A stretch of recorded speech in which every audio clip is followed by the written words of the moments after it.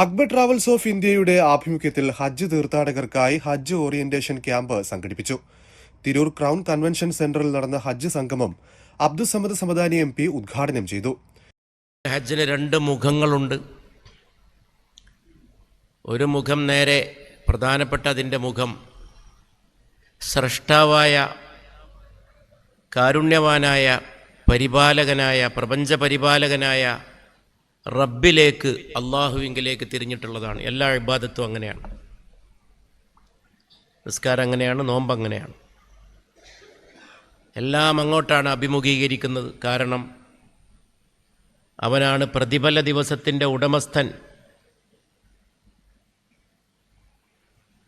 മാലിക് യൗമിദ്ദീൻ, പ്രതിഫലം നൽകുന്നത് അവനാണ്.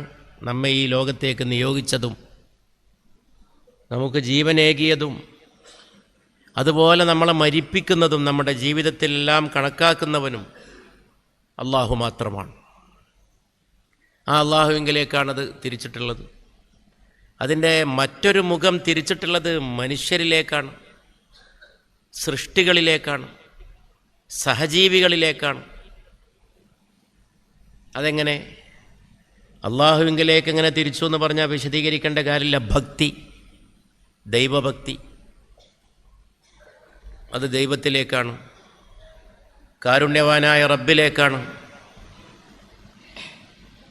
അള്ളാഹുവിനോട് എത്രത്തോളം ഭക്തിയോടെ ഇത് ചെയ്യാൻ കഴിയുമോ അത്രത്തോളം ആ ആരാധനാകർമ്മം പൂർണ്ണമായിരിക്കും.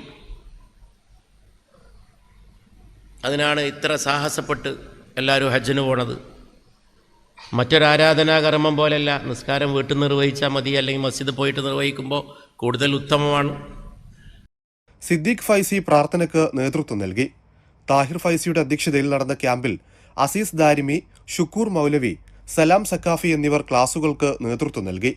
Akbar group vice president TV Unnikrishnan, Akbar travels general manager V Muhammad Haneefa, Shijith TPM Kutty Musliyar, Naushad മൗലവി, ഷൈഫുൽ, ഷഹീർ, മുസ്തഫ അൻവരി എന്നിവർ സംസാരിച്ചു. ഹനീഫ സ്വാഗതവും ലത്തീഫ് യമാനി നന്ദിയും പറഞ്ഞു. ഹജ്ജ് എന്ന മഹത്തായ ആരാധന നിർവഹിക്കുവാൻ ഉദ്ദേശിക്കുന്ന ഹാജിമാർക്ക് ആവശ്യമായ ആത്മീയവും പ്രായോഗികവുമായ മാർഗനിർദ്ദേശങ്ങൾ നൽകിയാണ് ക്യാമ്പ് അവസാനിപ്പിച്ചത്.